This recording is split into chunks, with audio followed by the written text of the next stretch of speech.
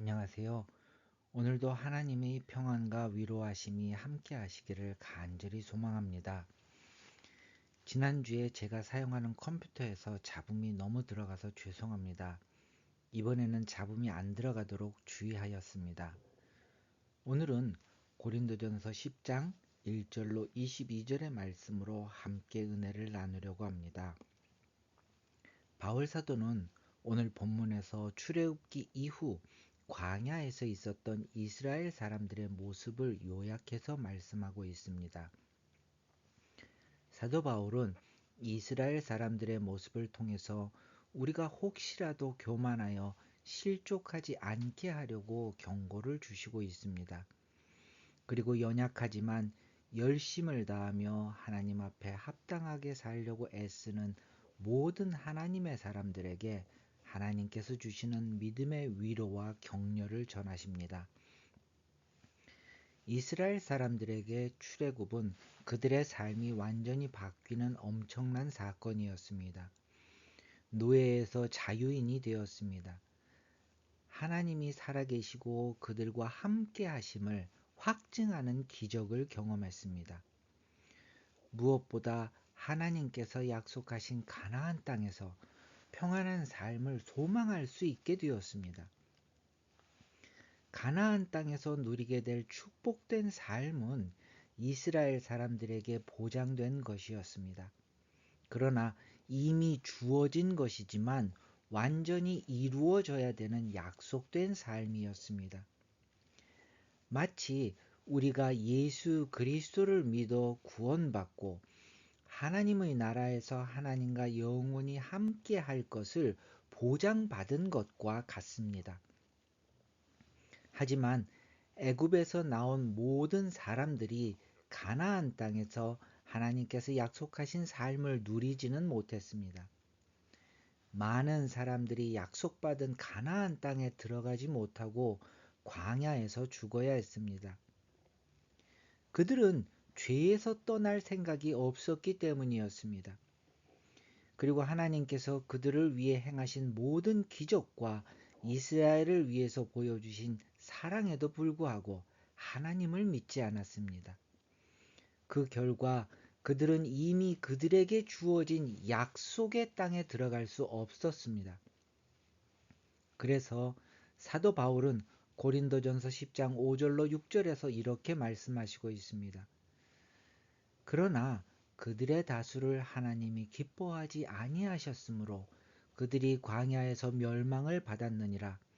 이러한 일은 우리의 본보기가 되어 우리로 하여금 그들이 악을 즐겨한 것 같이 즐겨하는 자가 되지 않게 하려 함이니라고 말씀하시고 있습니다. 하나님은 사랑이십니다. 이 세상 사람들처럼 마음에 드는 사람만 구별해서 사랑하지 않으십니다. 하나님은 조건 없이 모든 사람을 사랑하십니다. 그리고 모든 사람이 구원받기를 원하십니다. 그런데 왜 많은 사람들이 광야에서 죽어가야 했는지 사도 바울은 구체적으로 말씀해 주고 있습니다. 그 어떤 것도 하나님을 대신해서 우리의 삶에 하나님이 되어서는 안 됩니다. 그러나 여전히 하나님을 믿고 하나님이 우리 삶의 중심이 되기보다는 하나님보다 더 가치를 두고 중요하게 생각하는 것이 많이 있었습니다. 이스라엘 사람들은 스스로 가장 선하고 가장 존귀한 존재라고 생각했습니다. 그래서 두려움 없이 하나님을 정죄하고 원망했습니다. 그리고 사람들은 스스로 누리고 싶은 모든 욕구를 내려놓지 않았습니다. 자신들의 욕구를 절제하기보다는 욕구의 노예가 되어서 살았습니다. 두려움 없이 하나님의 인내하심을 시험하고 양심 없이 사는 자신들의 삶을 부끄러워하지 않았습니다. 이스라엘이 광야에서 보여준 어리석음을 오늘 교회 안에서 동일하게 보게 됩니다. 스스로 자신이 가장 의롭고 지성적이고 존귀한 존재라고 생각하는 사람들이 있습니다. 모든 사람을 판단하고 정죄하며 자신의 모든 삶의 행위를 정당화합니다. 그리고 자신만이 가장 의롭고 선한 삶을 살고 있다고 자부하며 교만하지만 스스로 가장 겸손한 사람이라고 생각합니다. 사도 바울은 사람들의 이런 어리석음을 일깨워 주시려고 이렇게 말씀하셨습니다. 고린도전서 10장 11절과 12절에서 그들에게 일어난 이런 일은 본보기가 되고 또한 말세를 만난 우리를 깨우치기 위하여 기록되었느니라.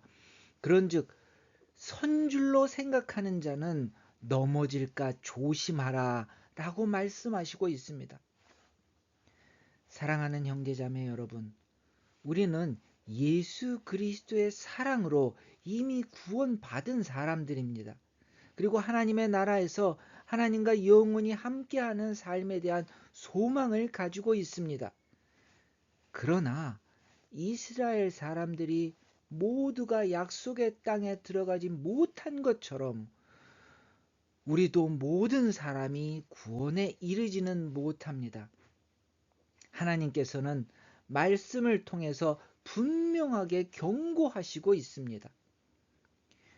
요한계시록의 7 교회에 대한 말씀은 오늘날 그리스도인들의 신앙의 모습을 상징적으로 말씀하고 있습니다. 다시 말하면 모든 그리스도인들을 향한 경고의 말씀입니다. 이 경고의 말씀에서 4대 교회를 향하여 이렇게 경고하셨습니다. 요한계시록 3장 1절에 4대 교회의 사자에게 편지하라. 하나님의 7 영과 7 별을 가지시니가 이르시되 내가 네 행위를 아노니 내가 살았다 하는 이름은 가졌으나 죽은 자로다 경고하셨습니다. 또 라오디게아 교회를 향하여 이렇게 경고하셨습니다. 요한계시록 3장 14절로 17절에서 라오디게아 교회의 사자에게 편지하라. 아멘이요 충성되고 참된 증인이시요 하나님의 창조의 근본이시니가 이르시되 내가 내 행위를 아노니 내가 차지도 아니하고 뜨겁지도 아니하도다. 내가 차든지 뜨겁든지 하기를 원하노라. 내가 이같이 미지근하여 뜨겁지도 아니하고 차지도 아니하니 내 입에서 너를 토하여 버리리라.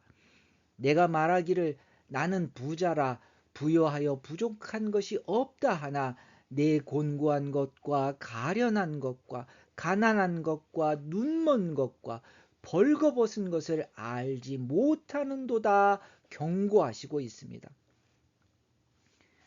우리가 예수 그리스도 안에서 구원에 온전히 이르기까지 우리의 여정은 평탄한 길이 아닙니다.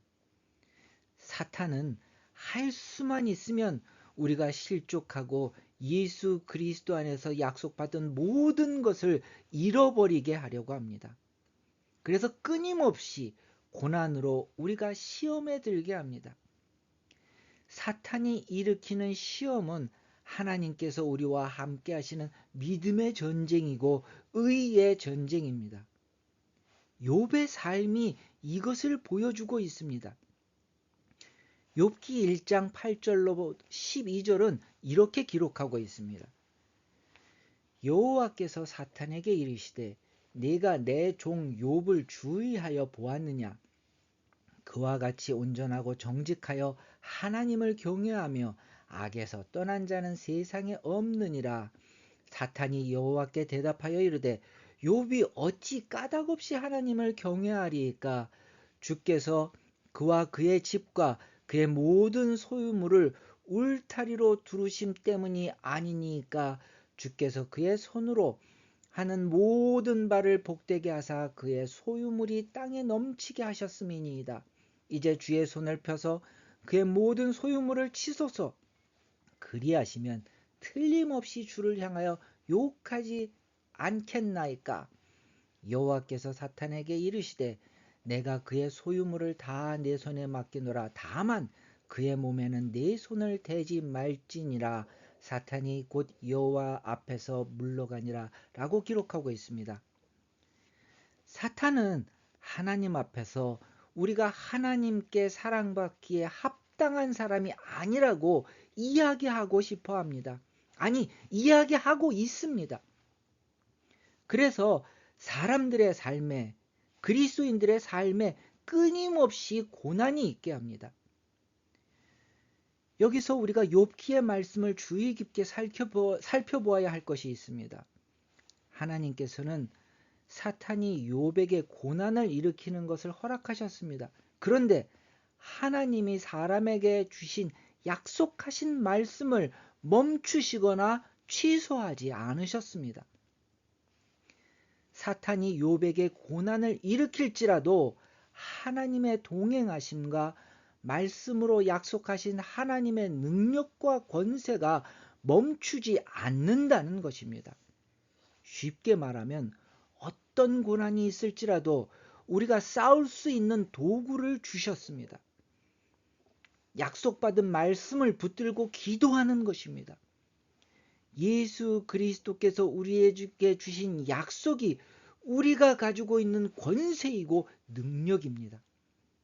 다시 한 번 더 이 말씀을 기억하시기를 소망합니다. 요한복음 15장 7절에 예수께서 말씀하시기를 너희가 내 안에 거하고 내 말이 너희 안에 거하면 무엇이든지 원하는 대로 구하라 그리하면 이루리라 말씀하셨습니다.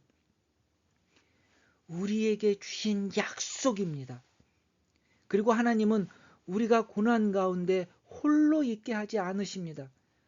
우리가 사탄이 일으키는 모든 고난과 어려움을 감당하고 승리할 수 있도록 앞서가서 준비하십니다. 그리고 우리와 함께 우리 인생의 무거운 짐을 지시고 싸우십니다. 그래서 사도 바울은 이렇게 말씀하십니다. 고린도전서 10장 13절에 사람이 감당할 시험 밖에는 너희가 당한 것이 없나니 오직 하나님은 미쁘사 너희가 감당하지 못할 시험 당함을 허락하지 아니하시고 시험 당할 즈음에 또한 피할 길을 내사 너희로 능히 감당하게 하시느니라 말씀하고 있습니다. 고난 가운데 믿음이 흔들리지 않는 것은 쉬운 일이 아닙니다. 어떤 가능성이나 희망이 보이지 않으면 믿음을 지키는 것은 더욱 어렵습니다. 그럼에도 불구하고 믿음에서 흔들리지 않을 수 있는 것은 보이는 가능성이나 희망을 의지하지 않기 때문입니다. 가능성이 없고 희망이 없지만 살아계신 하나님이 나와 함께 하시고 내게 주신 약속하신 말씀을 믿기에 흔들림 없이 감당할 수 있는 것입니다. 우리가 믿음으로 해야 하는 일은 한 가지입니다. 성실하게 하나님께서 내게 주신 계명, 내가 너희를 사랑한 것 같이 너희도 서로 사랑하라 하신 말씀대로 사랑을 나누는 삶을 살기 위해 애쓰는 것입니다. 하나님의 계명을 실천하는 일은 무슨 거대한 일을 해야 하는 것이 아닙니다. 주위에 있는 사람들이 상처받지 않게 세심하게 살피는 것입니다. 혼자서 아파하고 있으면 찾아가서 위로하고 격려하고 힘이 되어주는 것입니다. 함께하는 따뜻한 쉴만한 자리가 되어주는 것입니다. 이렇게 하나님께서 우리에게 주신 말씀 안에서 흔들리지 않고 사랑으로 섬기는 삶을 감당하는 사람의 삶에서 하나님은 우리가 생각하지도 못한 방법으로 길을 열어 가십니다. 그리고 우리가 정녕 하나님의 인자하심과 선하심이 내 삶에 영원하시니 내가 두려워하지 않으리라 고백하게 하십니다. 오늘 하루도 이렇게 귀한 삶이 여러분 모두에게 펼쳐지시기를 간절히 축원드립니다. 다 같이 기도하시겠습니다. 하나님, 오늘도 약속받은 말씀으로 다시 한번 믿음의 도전을 주시니 감사합니다. 주님, 우리가 하나님 안에서 소망을 가지게 도와주시옵소서. 우리의 믿음이 온전히 세워질 수 있도록 주여 붙들어 주시옵소서. 하나님의 인자하심과 선하심이 이 부족한 사람을 떠나지 마시고 주여 함께하여 주시옵소서. 주님, 오늘 하루의 삶이 힘겹지 않게 하시고 당신의 능력으로 담대하게 감당할 수 있도록 도와주시옵소서. 하나님의 함께하여 주시니 감사합니다. 주여, 이 연약한 자의 마음을 지켜주시고 강하고 담대하게 하여 주시옵소서. 예수 그리스도의 이름으로 기도하였습니다. 아멘.